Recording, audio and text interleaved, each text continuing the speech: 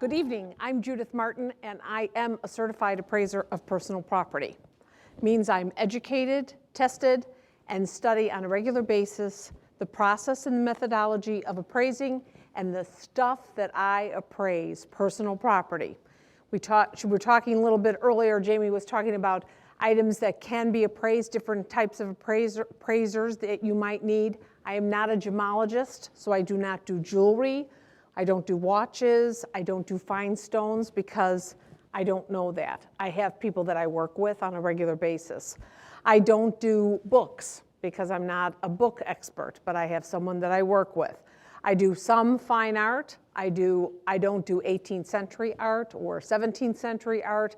I do contemporary art. I do different types of artwork, but I also work with someone. And I also work on a regular basis with my daughter, Kate, who is an appraiser, an accredited appraiser, and working towards her certification. So I do a lot of appraisal work for all sorts of people. I also own, with my daughter, Kate, The Perfect Thing, and we are a consignment shop. And in the consignment shop, we sell on behalf of other people, and we appraise everything that we sell. So we have to research and look at the things. So tonight we're going to talk about the antique and collectible market, and we're going to talk about appraisers, appraisals, and what to do with your stuff and how to equitably distribute your stuff between your heirs. That's one of the biggest issues that people who are downsizing have. They don't know how to equitably distribute the items that they have in their possessions. And because they were important to you, you want to make sure they get into the right hands, that the person who's getting them is going to appreciate them. I just want to go back to the question you asked about the table. And I'll get into my talk in a minute. One of the ways to work this is heirs usually get, if you're lucky and you've had a reasonably good life, there's some money that's going to come out of the estate. That's kind of what we all hope for at the end of the day. It doesn't necessarily work, but that's what we hope for. So one of the things you do is use monopoly money as false money. So everybody gets a certain amount of money, and you can do this yourself, price the items, or you can call an appraiser to come in and do a verbal approximation of value, meaning put a price tag on this. I don't need it written up. I don't need it in a document. I just need price tags on 10 things, on 20 things, on 50 things. I just need you to come in and price these items for me so that I can have my children or my nieces and nephews or relatives come in, whoever I choose, and pick what they want. They don't necessarily get to take it that day, but at least I know it's going to go to whom it's going to go to. And they use their monopoly money, so it's not real money, it's fun money. And everybody gets the same amount of money. So if I have 5 children, and somebody wants to hold on to their $1,000, let's say, of monopoly money, they get to hold on to that money. And that $1,000 they get at the end of the day. That's part of their inheritance when it's time for the inheritance to be given. But if, let's say, I want to get the dining room set and you've put the dining room table and chairs at $300, okay, I'm giving you $300 of my monopoly money. So that comes out of my the financial windfall I'm going to get at the end of the estate.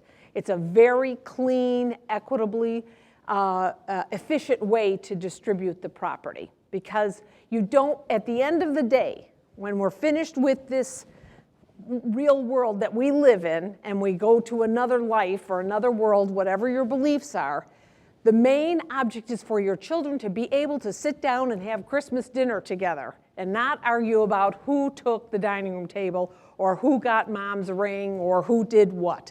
That's the object of an appraiser, having an appraisal done for your trust or for your estate preparation, not estate settlement. So let's get into this. Okay, what is an appraisal? An appraisal is the act or process of developing an opinion of value.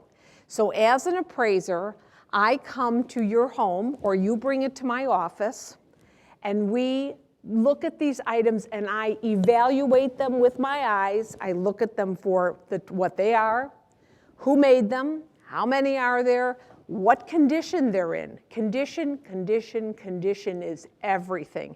If you have a masterpiece, let's say you have a 19th century masterpiece and it's been in the basement and it's got water on it and it's mildewed and it's foxing and it's got all sorts of issues, the value of that will be depreciated and depreciated. It's not what the value should be. So condition is everything. If you have a set of sterling silver flatware and you have put it in the dishwasher over and over again and not taken care of it and the spoons are bent, that's going to affect its value. So it's all about what it is, how many of them are there, and what is the condition of the item.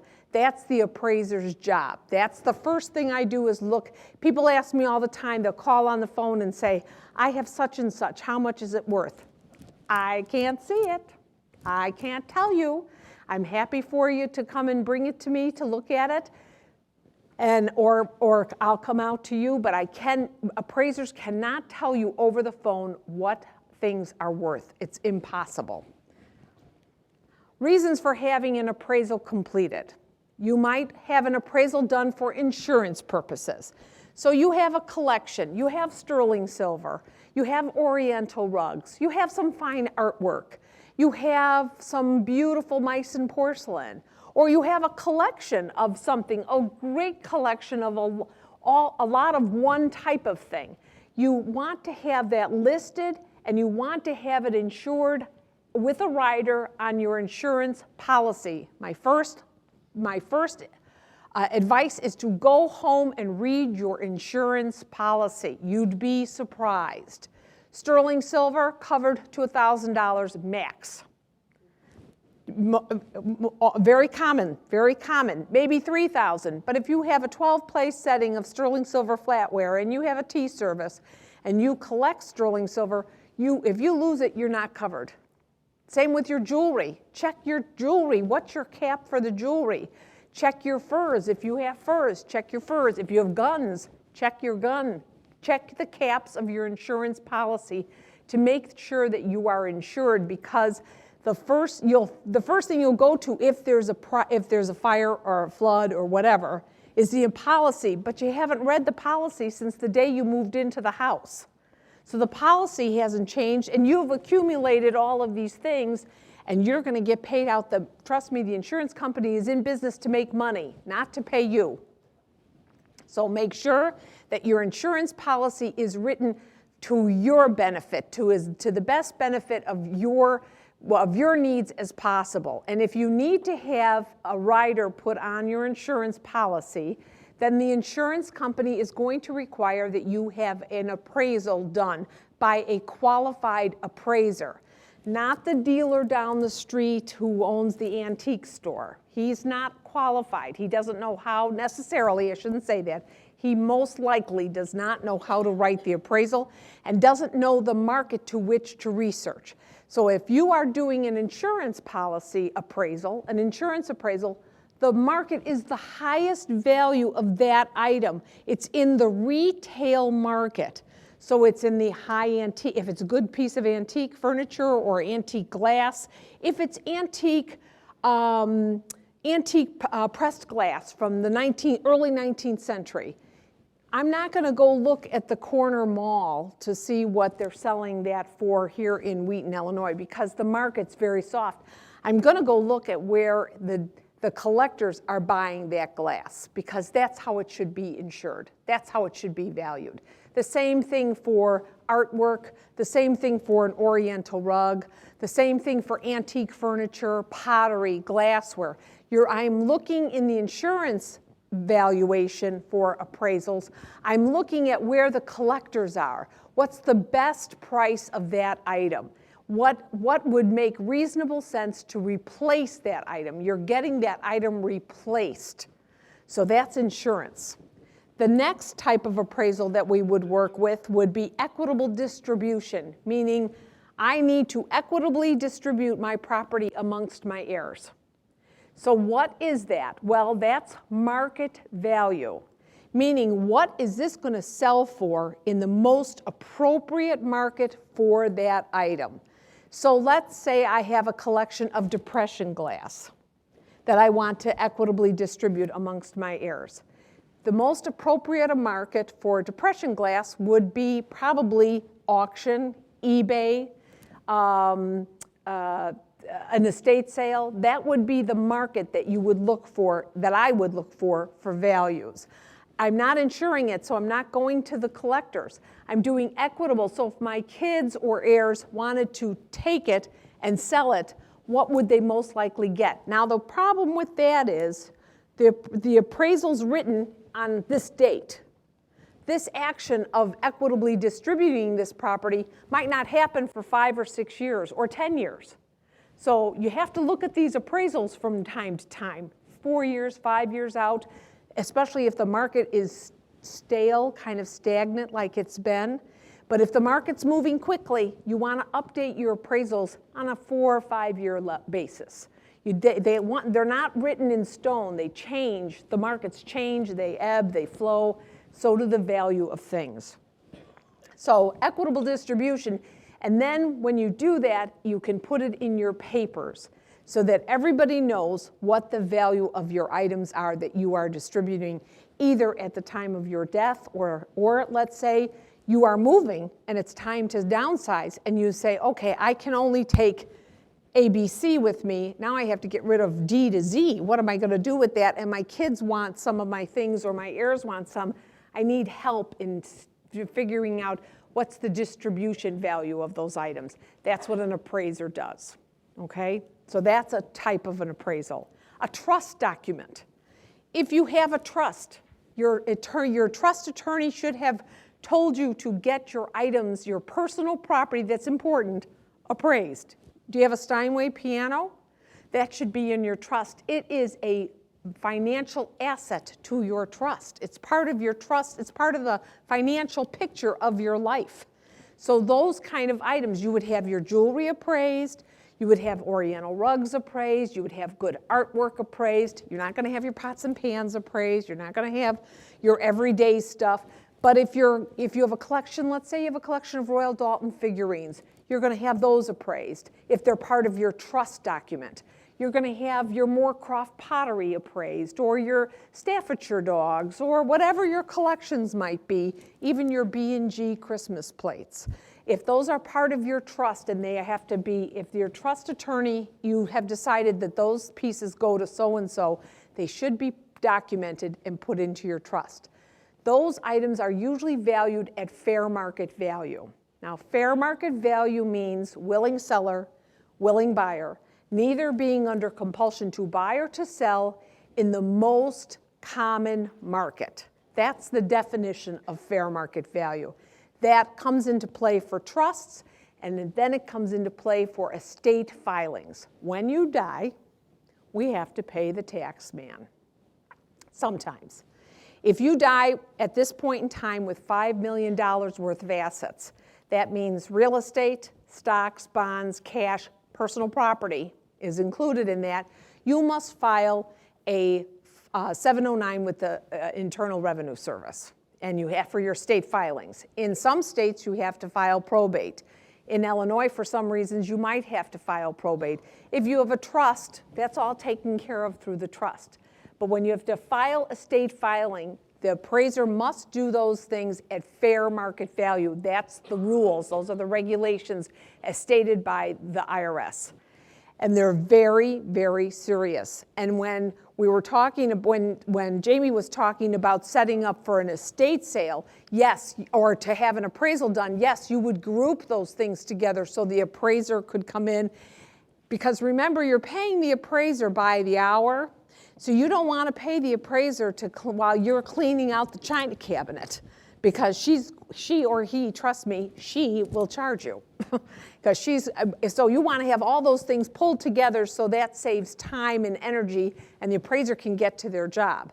But in the estate tax liability for estate filings, the rules are that you do room by room. So it's a picture of the date of death. What are the assets on your date of, on the person's date of death?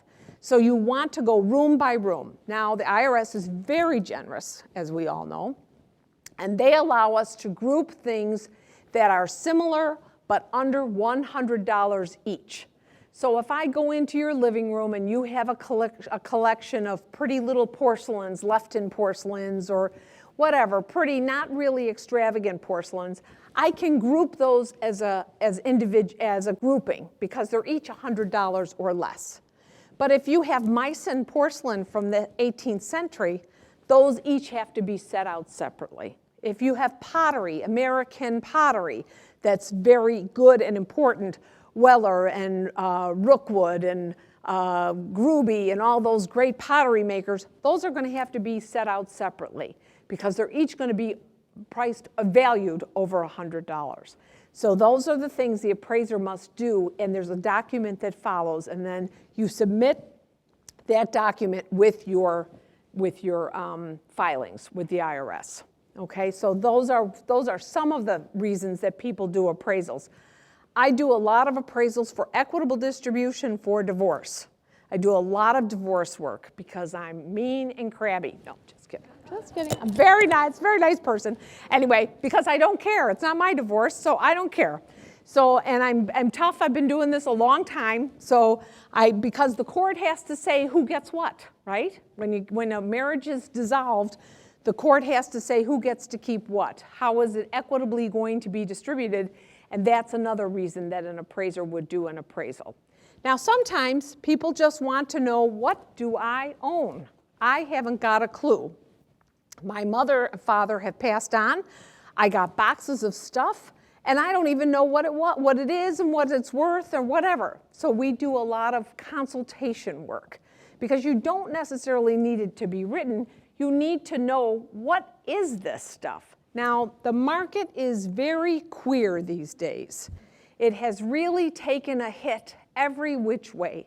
Those beautiful things that my grandmother collected, nobody wants. The beautiful things that my mother collected, I want because they were my mother's. My sisters want them, and some of my children and some of my nieces and nephews want them because they remember them from my mother. But they don't remember what my grandmother had because they weren't never in my grandmother's house. It is about memories. It is about what you want. What is important to you sometimes is what you remember. It's a smell that all of a sudden you walk into a room and you go, oh my goodness, that's my mother's pesto sauce. Oh my God, where did that come from? Those are the things, and that you can't keep in your hands, but you can keep maybe something. So part of the work that we do is to let you know what it is that you have and what's important and what's not important. And it's not emotional. We're talking only financial. This is not about emotional want or need, because that doesn't come. Emotional, sentimental value does not play into the value of anything. A baptismal gown is a baptismal gown. It depends on how old it is. I don't care. And no appraiser, nobody valuing those items cares who owned it, where it came from. I mean, not that we don't care. It's interesting. It's all interesting. It's just that it has no bearing on the value. It does to you sentimentally, but you cannot place a value on sentiment. How do I divide my belongings? The first thing, make a list of who gets what and put the list on paper and put it in a safe place. And you can decide any which way of how do you decide who gets what. Sometimes I've seen people say, so-and-so gets this because it's the one thing they always played with when they came over, or the one thing that was important even as a child. Or so-and-so has always said, when the time comes, I would love that. So that's how the list. My best advice, though, if you're trying to figure out your estate and what to do about the heirs, is pick one person to be in charge. You have an executor, and it's not always a bad idea to pick a non-family member to be an executor because it saves a lot of arguments. But pick one. You always have one child or one person in your life who can take charge and get the job done. This is a job that has to get completed. So pick one person out of all of the people in that group of heirs that will get the job completed. It's a big job. Early on, years ago, my husband's father said to my husband, well, I'm going to make you the executor of our estate. And it was not a big estate, but I thought, please don't do that, and please don't say yes, because my husband had 4 brothers, and they were fighting Irish brothers, and I thought that was like a really bad idea. So I don't think that, you have to make sure that people talk to each other at the end of this process. So choose one person to be in charge and make it known to all the rest of the people in the heirs. This happens with families, that person's in charge and your instructions have been given to that person. And you'll come back and haunt them if they're not done correctly, okay? So then you might do an equitable distribution appraisal so that everybody's equal across the board. There are going to be heirs that don't need anything, that don't want anything, and don't need anything. So they kind of just take the money. And then there's going to be somebody who just can't let go. And so they will want more and more. But make sure that you have a value for everything in the estate that is of value, that's important. And then you can equitably distribute those pieces of property. Avenues to liquidating personal property. There's the ever-loving eBay. Now, unless you're a dealer on eBay, don't sell anything on eBay. Unless you really know how to do it. It's complicated. It's an online market. You have to pack it. It has to get there. It has to get unbroken. It has to be sold for the right amount of money. You have to claim the income that you made from the eBay on your taxes. So eBay is very much more complicated than people make it out to be. There are eBay stores. They kind of started and then they kind of waned off. I haven't seen them really so much as popular as they were maybe 4 or 5 years ago, because they probably weren't making any money, because it's a lot of time. You have to take pictures and measurements and descriptions and all sorts of things to sell on eBay. But that's online auctions, or eBay is a marketplace. A building auction is another way to sell items. You take it to an auctioneer. There are different levels of auction houses. There's Sotheby's, Christie's, Bonhams, all the big boys, all the people that you always hear on the roadshow where they sell, those people from the roadshow work for those companies. Those are the big boys. They charge a lot of money for their auction services, and they usually only take items that will bring a hammer price of $5,000 or more. They're not selling a turkey platter. They're selling really important pieces. They have maybe 10 auctions a year, and they're selling millions of dollars worth of goods. Then there's the next rung, like a Sean Suzanne here in Chicago, who's down on Clinton Street in the city. He's a good Midwest auctioneer. He's a middle-ranged auctioneer, but he also is very picky. He's not going to take everything to sell because he has to pay his rent, his employees, and stuff. So he's not going to take the box lot of dishes to sell at his auction, or the group of linens. Those are not going to be sold at his auction. Then there's the next level. There's like a John Leonard, and he's in Addison. He will sell everything. He'll sell a whole household via auction. Now, auction it goes to the highest bidder. So you have to have two buyers to make an auction work, and it goes to the highest bidder. So the highest bidder might be $5, and that's what it's going to sell for. Okay? But the auctions, every market has its own place, and it all does work. It all interworks together. But remember, in auctions, there's also a hidden price, a hidden cost of doing an auction. You're going to pay a seller's commission, anywhere from 25 to 50%. You're also going to sell to get it transported there. You're going to pay to get it packed up. If you have to get it packed up, they're going to charge you for that. Nothing's for free in this world, nothing. So they're going to charge you to pack it up. They're going to charge you to insure it if they have to. They're going to charge you to photograph it if they have a catalog that has to be photographed. So there's all these costs, these little hidden costs. So in the end, you're going to pay the auction house somewhere around 50%. The only time you're not going to pay the auction house 50%, usually, or maybe a little less, is if you have if you have one of the great pieces, they'll be happy to sell it for you with no commission. Because on the other side of that coin, the buyer's going to pay a commission, a buyer's premium.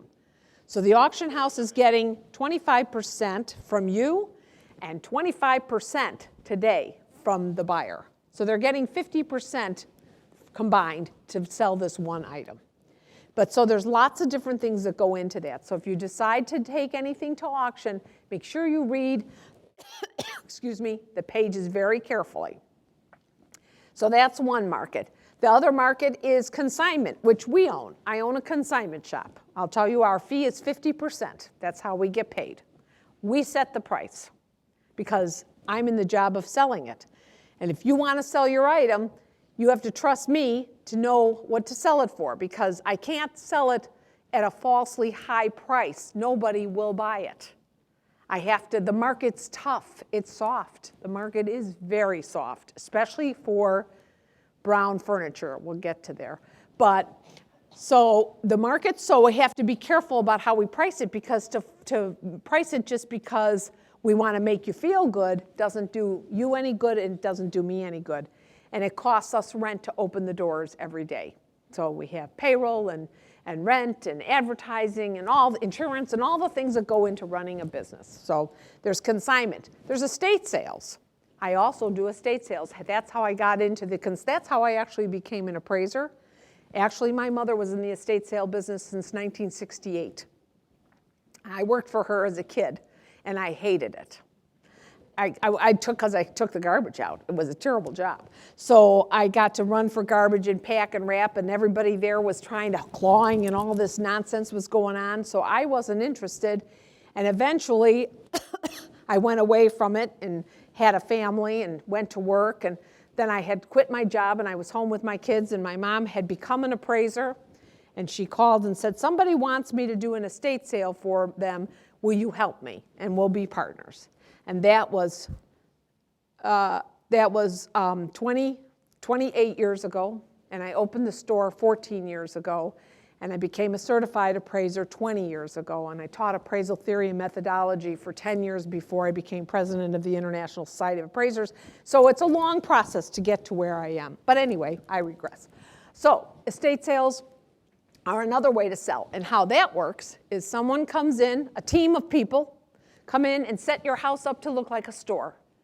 So they put all the linens together, they're nice and neat and orderly. They put the glassware together, they put the china together, they put the furniture gets all spiffed up and looking good, and they put a price tag on each and every item in the house. And they open the doors to the public. Not all at once, only so many people are allowed into the house at a time. There's someone in every room. And the rooms, as you go through the house, you get a receipt, and your items are listed on the receipt. You go to the door, you pay, you make arrangements to get the big items up. The little items you pack up, you take out the door. As 5 people leave, 5 more people come in, and through the end of the day. So everything is very coordinated and very controlled. And then at the end of the day, whatever isn't sold then goes off either to charity or to the garbage man, or sometimes to our shop for consignment, depending on what the items are. But a lot of people say to me, well, that's too good for charity. Well, that's not true. Charity, people who are in need of things, need nice things. The sofa that's good quality and in good condition might take somebody and just move them up over that little notch. And the dealer's not going to go buy that sofa. It's not about that. Dealers shop at resale charity shops all the time. It's how they get a lot of their inventory. It's real common.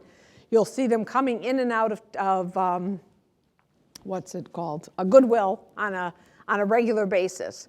But there are ways that the charities help people get up off when they have fallen. And charities do good work. So it's a good thing to donate things. So we donate a lot at the end of the sales. I also write appraisals for donation. I just finished an appraisal today, and a gentleman gave his entire household to Habitat for Humanity to their resale shop. The donation value was $112,000. That's a lot of things. A beautiful household, beautiful, beautiful house. built-ins, furniture, decoratives, everything. Everything went to Habitat for Humanity. And they'll resell it and spend their money to go build somebody's house. So there's a process to all of that. But he had to prove to the IRS that he had given all these items to Habitat. So if you give items to charity, you have a right to take off $500 without an appraisal. If you give broken or damaged items, you have to have an appraisal done even after the $500 up to $5,000. You must have a written appraisal go with your document. 8283 goes with the tax form. If you donate over $5,000 to a charity that is connected to what you are donating, you must have an appraisal written by a qualified appraiser, meaning they're educated and they have all the qualifications. They have to be a specialist in that property. So if you were donating a clock, let's say, to a museum, or you were something like that, I am not the person to write the donation for the clock. I can do clocks, but I'm not a clock. I don't want the IRS to look at my document. So I would refer you to my friend Patty Atwood, who's a clock expert, and she would write the donation appraisal because she's qualified. So that's the other thing that appraisers need to know, who can do what, because we can't all do everything. I know enough to get myself in trouble, so I try not to do too much of that. I'm really good at that, though. Okay, so we're back to the estate sale, sorry. The other avenue is garage sales, and Jamie talked about those. That's hard work. And it can be a waste of time, because they come and they'll nickel and dime you to death, and you spend all this time sorting it out. You really are, unless you've got, like, I'll tell you what, if you have designer clothes, if you have designer purses, if you have really great usable stuff and you price it really low, your garage sale will do great. If you have antique stuff, tools you'll do great. Men like tools, they'll buy tools. But if you have your regular kitchen stuff or you have pictures and stuff, by the time it's all said and done, you will have paid yourself $1 an hour to do what you've done. You really might be better off getting it all packed up and giving it to charity. It's a lot of work. And the people that are buying from garage sales, it's a hobby. It's fun. And some of times it's their job. They're dealers. That's their job, is to buy low and sell better and to catch you at making a mistake. So that is their job. That's always what they're after, is it's the kind of the kill. It's what, it's amazing. It's a look in their eyes. So they're amazing. I don't have the nerves for it. That's why I'm not a dealer. So, I can't do it anyway. But so be careful if you're going to do garage sales. Just be prepared to have a great lunch, have fun with your friends, and have a cocktail at the end of the day. Let me get something to drink. Yeah, I do my taxes with TurboTax. Yeah. And the first time I did it, I started using the tool that they send you to the value when it's not kids' t-shirts. Right. All that stuff, and it was 3 or 4 times what I would charge for something in a garage sale. Because that's not the market. Garage sale's not the market. Goodwill is the market. I know, but that's right. But donating is, Goodwill would be the market. If you were donating, so a T-shirt at Goodwill is $3. But this is a tool. Right. The IRS. No. Maybe, yeah. They don't approve. They never approve anything. The IRS does not approve, doesn't give their stamp of approval on anything. No. But it's. TurboTax does. Right. But I mean, it is something that the IRS accepts. Right. Way to value. And they have gone to charity shops. That's what that guide is. It's charity shops. It's not garage sales. Right. No. But what I'm saying is, when I realized what amount I could deduct by giving to charity, Right. it made having a garage sale. It made more sense, right? Except remember, you don't get, so if you give $2,000 to charity, you don't get $2,000 off your taxes. Right. So it's of course an equation. It was a lot more. I mean, when I would have a garage sale, I wanted to get rid of the stuff, so I would just. 50 cents, take it away, right. So yeah, it does make more sense sometimes financially to donate it and to sit down and do the work, but a lot of people don't want to do the work. And so, because they don't know how. It's not that they don't want, or they don't have time. People are doing other things. Value of a bag of clothes that you give to, I put $20 on it. Right. But if I write it all down, You'd be surprised, right? it is, It's surprising. a winter coat is, $18, $20. And, Right. it was amazing. Right. It's amazing.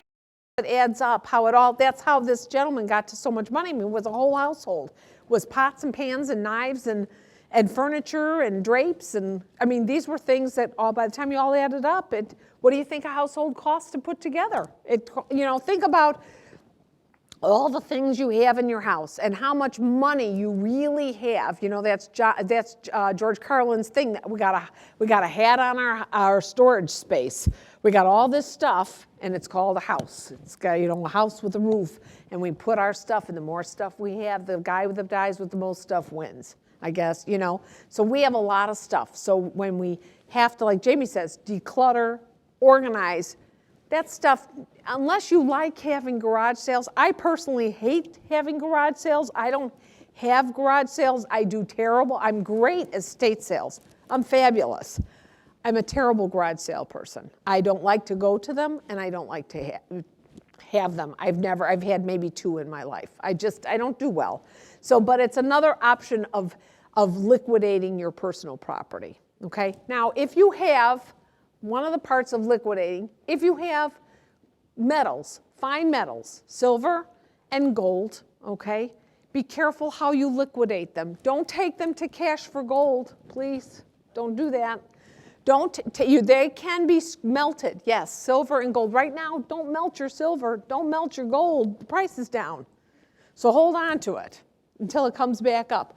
Watch the market. It's a commodity. It changes price. If you bought silver a year ago, you're sad because it's dropped a lot in a year and it's not moving anywhere. It's still at 14 and it's not going anywhere.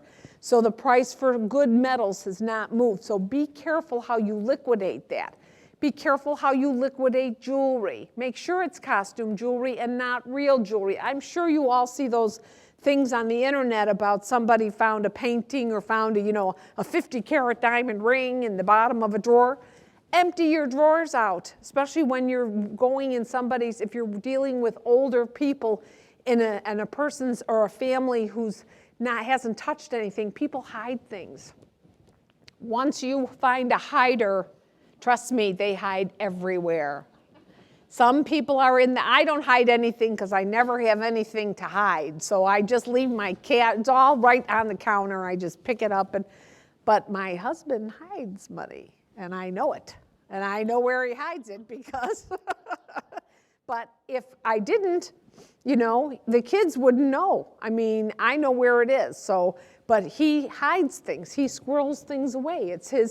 We were at his parents' house. This is not the first husband with the executor. This is the second husband who we just came home from Great Britain. It was a great trip. So anyway, we were at his parents' house and there were these drum coffee tables in the family room. And he said, I have to take these tables home. And I was like, why? He said, you'll see.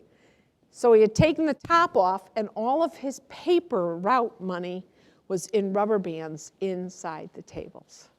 I said, what if you hadn't gotten back to your mother's and your sister had taken she would never have taken the top off. I said, well, then all your paper route money would have gone been burnt up. What are you doing? So he has all his little paper routes, little dollars from when he was a paper route guy. It was tips for, not all of them because he used them, but he had some good stacks. But now, see, he's an accountant by profession, so that's why he does that. So.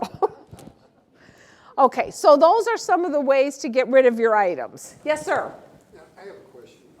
You didn't touch on like stamps and coins and those kind of things. Okay, they're very special, very special. So coins and stamps are done by specialists because of their condition. An uncirculated coin, it has far more value than a circulated coin, regardless of its age. So I do deal with people that are coin specialists, and they're very specific. I don't do coins, and the stamp market, unfortunately, is just bleh. Because if you asked your kid, your grandchildren, your nieces, nephews, what's a stamp? They'd say what? They don't know what it, there is no, we don't mail things anymore. Everything is email. That's the issue with what's happening with things. So we don't use those things. When your grandfather was a young boy, he might have collected stamps because it was a hobby and everybody had different stamps and they went here and there and got those stamps and filled them with books, right? And it went down and then he passed down his stamp collection and he passed down his. Now, if you said to your, I don't know if you have you're probably not old enough to have grandchildren, but if you said to your grandchildren, here, have my stamp collection, they'd say, why? You know, who cares? Unless you have an upside down German, you know, the, what? Not the swastika, no, it's an upside down, it runs by helium. The Zeppelin, yeah, that's the one's worth $1 gazillion, but there's only 3 of them in the world, and I think they're all accounted for. So some stamps are very valuable, usually the ones that were made a mistake, but I do know stamp experts, and I get that question all the time because older generations had stamp collections, okay? The same thing I have to say, there's lots of things that people think that people want, and they don't. Stamps are not a big mover today. B&G plates, those collector plates, which you were all going to make a fortune if you bought them and they were an investment, that cost $29, $39, $19.99. You bought them from the Bradford Exchange or from even Bing and Grundle Christmas plates that everybody had to have. Collector plates are worth maybe $2, $3 a piece. It's people have hundreds of them. I see them in every sale, and they're usually stacked away, and nobody wants them because we don't decorate that way. What's happened with the market today, what they call the Millennials, the kids that are coming up and starting their lives now, don't want to own anything. They don't even want to own a house. They don't want to own a car. They'd rather share a car. They want electronics. They want entertainment. They want to take a trip. They want good-looking, expensive clothes. They want a logo on their backside. They want earrings that people will know who made the earrings. They want a purse that somebody will know who made the purse. But they don't want Grandma's Haviland dishes, unfortunately. And they don't want the pressed glass or the pretty figurines or the beautiful Dresden Ballerinas with lace, where that lace was dripped in porcelain to really make it. It was dripped in the clay and then dried, and it's really lace. And it was done by an artisan, and a hand-painted face and hand-painted nails and hand-painted shoes and beautifully done, and hand-painted plates that an artist, a woman could make at the turn of the century, and she could make a living by decorating plates. She could support her family that way. All of those beautiful things they don't want. They don't want the old pine antique Victorian dresser. Whoops. They don't want that Victorian dresser. They don't want that molded glass. They don't want that beautiful banded drawer, chest of drawers, brown chest of drawers. That's supposed to be, it's hard to see, but it's a champagne saucer. How many of you have a champagne saucer in your closet? You don't even know what a champagne saucer is, see? It's a glass that's a shallow glass for champagne because the champagne aroma hits you in the face in a saucer, but they'd rather have a flute. So those went out of style. Beautiful etched champagne saucers. What should have sold for $35, $40 today, be valued at, is worth $2.50. This sofa, the Victorian Reclame, where you would lounge in the afternoon because you had a corset on, you couldn't move, so you could only lounge that way. They don't want that furniture. They don't want the rocking chair. They want a glider. There's so many things that have gone by the wayside, and I'm afraid I don't think they're coming back. Yes, sir? So if you have 75 Royal Copenhagen Christmas plates that go all the way back to 1900. Do you have a whole collection? Not whole, but I mean No, seriously, What do you do with them? Well, it's Christmas time, put them up online right now. Actually, if you have the whole collection, if you have from number one, because they, okay, but that's the point though. If it is complete, it has a real value because nobody has that, maybe 5 people. But if you have like everybody else, the early 20s, 40s, 50s, 60s, 70s, that you went to the antique store and you went to the O'Hare antique show and bought them for $69, you know, when they were as popular 10 years ago. You can sell them online. We don't take them for consignment because they don't sell. I sell them at Christmas time. Somebody's filling in a set, but they're very hard to sell, really. I would give them to charity. I would give them away because by the time you sell them on you could sell them lock, stock, and barrel on eBay. You could, I'm going to say this also, and I'm going to put a real zinger on it. You could sell them on Craigslist, but if you list anything on Craigslist, you be very careful about where you're going to meet that person on Craigslist and how you're going to do business. Now, here in Wheaton, you can meet at the police station in the parking lot. So you have something, let's say you had all your plates, you could meet the buyer in the parking lot. You don't want people, especially if you're women, I hate to be like that, but don't have people come to your house to buy things. Please, it's a really dangerous world we live in. Don't do that. And if you are going to do that, make sure somebody else is with you and that somebody knows that somebody else is coming.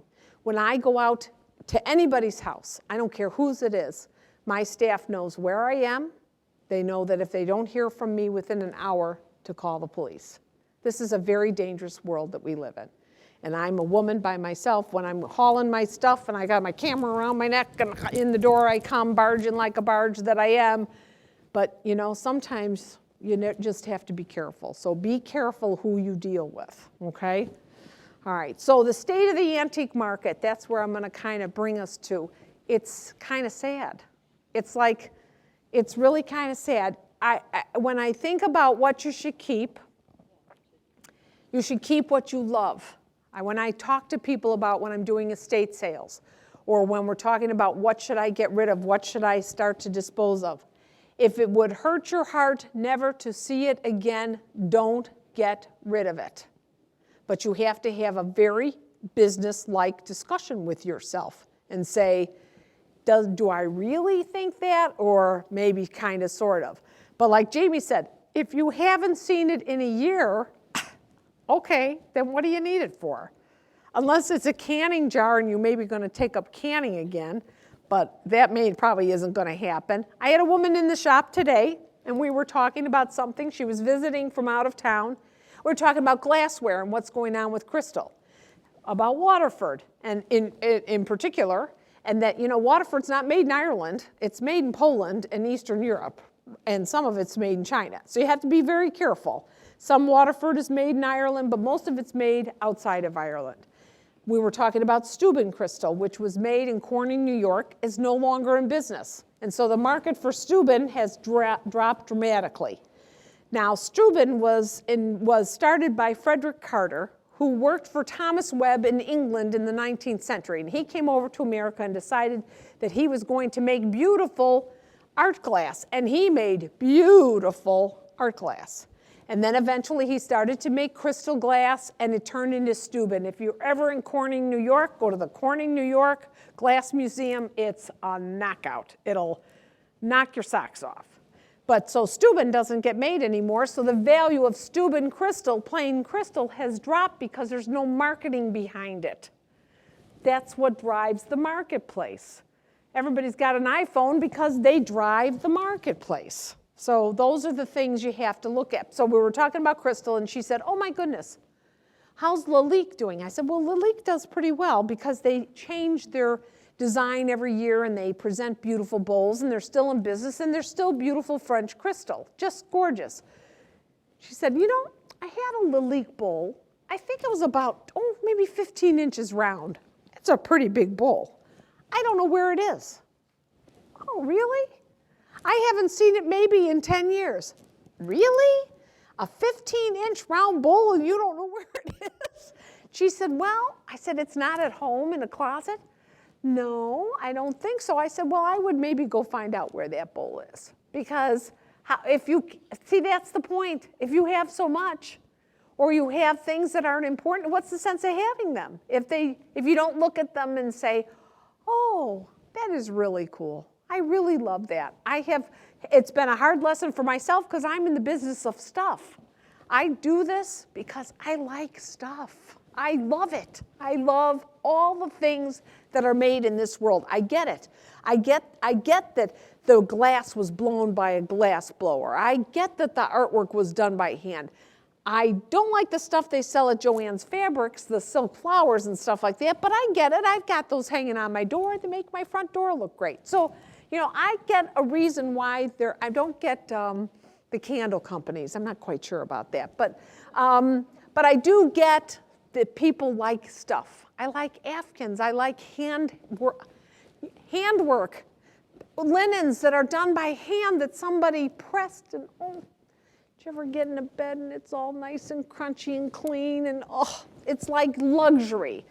But those days, I'm an odd duck. Not everybody likes that stuff. So, it's about what makes your heart go pity-pat. Those are the things that should be important to you. It's not about accumulation. And if you don't have a reason to own it, and you don't need it, and I have my turkey plates because I have Thanksgiving dinner. So for me, that means that I love to have Thanksgiving dinner. It's my idea of fun. So I have a turkey, turkey plates and a turkey platter and all the stuff that goes with it. That's my idea. I don't get to have Christmas because I'm one of 9. So Christmas is still with my mother. That's hers till the day she dies. But it's all about what's important to you. And so those are the things that you should keep and hold dear. The rest of it is all just stuff. It really is. At the end of the day, we can't take it with us. But before we go, you should make sure that it's accounted for and you know what you have if you're going to keep it. Yes, ma'am. Staffordshire dogs are still good. People still, and if they're real Staffordshire dogs. Well, if they're old. If they're 19th, 18th century Staffordshire. If they're new Staffordshire, not so much. And there's a way to tell. They have to have a heat hole in them. Okay, so they have a heat hole because they'll explode otherwise. So the old Staffordshire dogs, yes, are still desirable. So if it's good, it's always good, and there's always some collector for them, But I recently got a chance to go to Scotland and to England. I was there last week, actually. It was my husband's on his bucket list, so we went. We had a great time. So we went to a big antique mall in Doon, Scotland, and it was one of the best antique malls I'd ever been in. It was really phenomenal, and I was looking for antique Scottish jewelry for my girls. So we were looking around, and I was talking to some of the dealers, and I said, so what's happening in your marketplace? And she said, it's not good. The kids aren't buying it. They're not buying beautiful Foley or beautiful hand-painted cups and saucers, and they're not buying those beautiful things that our mothers cherished or we cherished. So it's not just here, it's everywhere. It's just a market. So if you love it, you should buy it so you can own it, but you should know don't overpay and don't undersell what you have. If you have mid-century artists, if you have artists from the 50s and 60s, pay close attention to those artists. They're important. That's who's hot. That's what's hot right now. But the mid-century furniture that was so hot is already starting to wane. Yes, ma'am? Well, speaking of the mid-century, when I go online to look at what my grandparents and my parents had, how much can I really learn about them? How much do you, being a person who, I've never seen it on a wall. What do you mean? What do you want to learn? What are you trying to learn? Well, like as I go, because I have everybody's stuff. Yeah. What do I keep? I'm trying to do it, Are you trying to decide what to keep of the stuff? First, I'd take it all out and say, what do I like? First, I'd say, what do I like? What fits with me? That's the stuff I'd put over here. I'd say I'm definitely keeping this because it speaks to me. Things speak to people, so they really do. They have a life. So, okay, so keep the things that speak to you over here. The other stuff, you could call someone like myself and say, come out and tell me what I have before I donate it, that I'm not making a mistake in donating something that I shouldn't. You know, that has happened. I've gone out to people and they have a beautiful Tiffany bowl and they didn't even, not Tiffany the jeweler, Tiffany the glassmaker, and they didn't know that they had a Louis Comfort Tiffany bowl. But then on the other hand, I've gone out to people and they say, I've inherited all this Tiffany glassware, and it's not Tiffany glassware, it's all faked, because it was faked in the 60s when it got real hot again, and everybody signed LC Tiffany. So, I mean, you have to be careful. You have to have somebody that's knowledgeable enough to tell you what it is. And it's a nominal fee, but you take it all out and say, tell me what I have. The other thing I tell a lot of grandmothers, great-grandmothers today, they have beautiful china because they served in a dining room. They had family Sunday dinners. We don't have Sunday dinner anymore. But I do think everybody should have a set of china. I don't know why, but maybe because I have 5. But, but anyway, I always tell that don't sell the china. You won't get anything for it unless it's really like over the top. But if it's pretty Haviland or it's just pretty floral pastel-y china, save it and give it to a grandchild. Give it as a wedding gift. Give it to someone when they buy their first house. They're going to say, oh, thanks, and it might go in a box for a little while, but someday they'll have a holiday party and they'll say, you know what, I have my grandmother's china. And when they're 40 years old, not 30, we have to think of, we are starting those lives much later now. We're not married by 30. We're not married by 30. We don't have children till they're 35. But by 40, they're settled and they're starting to live a family life. And that's when they're going to say, I wish I had my grandmother's china. I wish I had something that belonged to my family. If that's the kind of, if you have those things. Okay?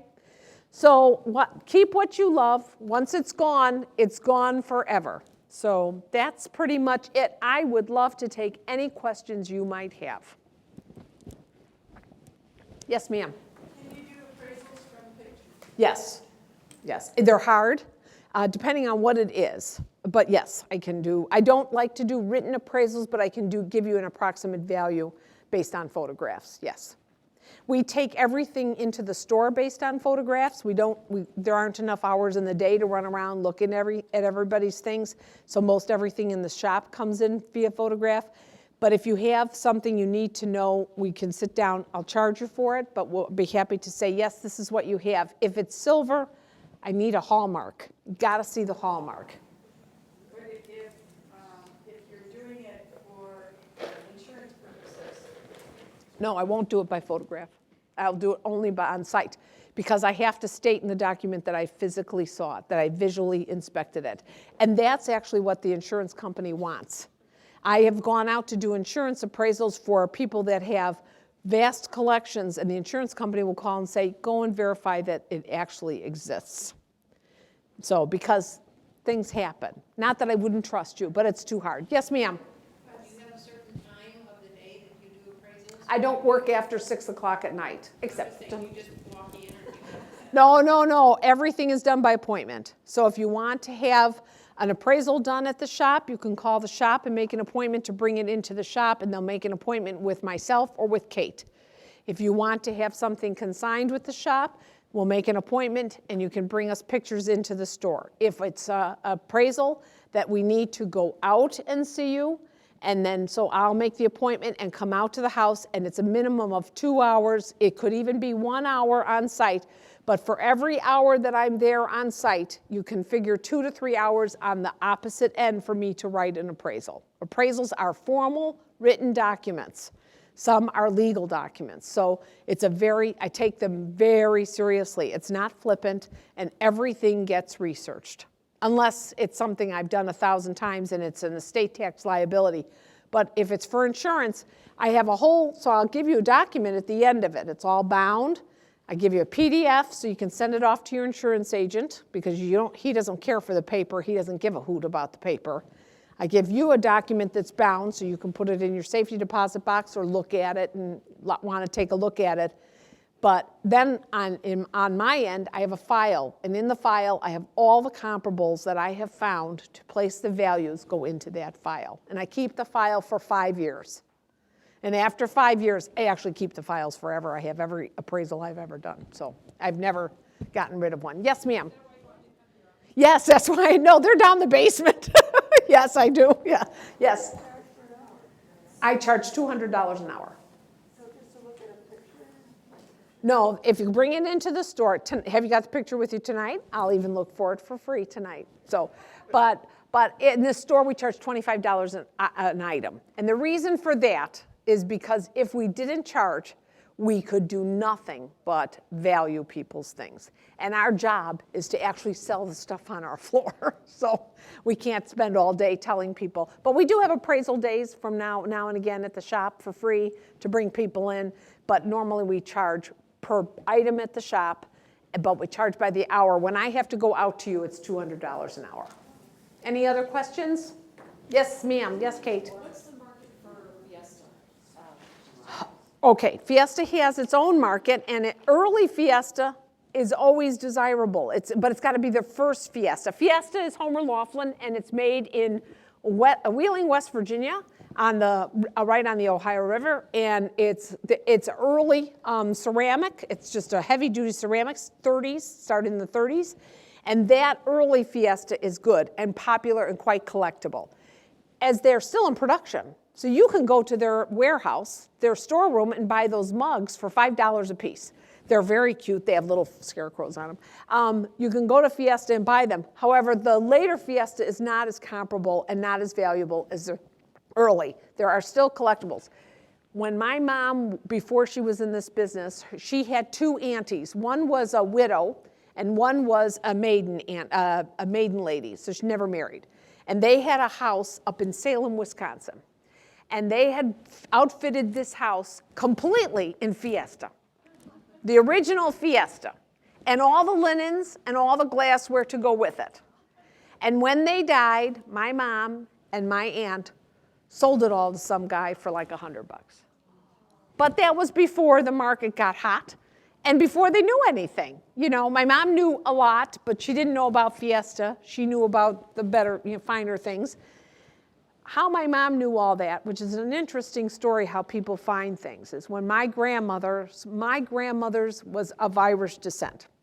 And her mother died when she was a child. So my grandmother didn't have anything that was fine. She was lace curtain Irish, She didn't have any fine things growing up. Her father was a laborer, and she had older sisters, and they didn't have a lot.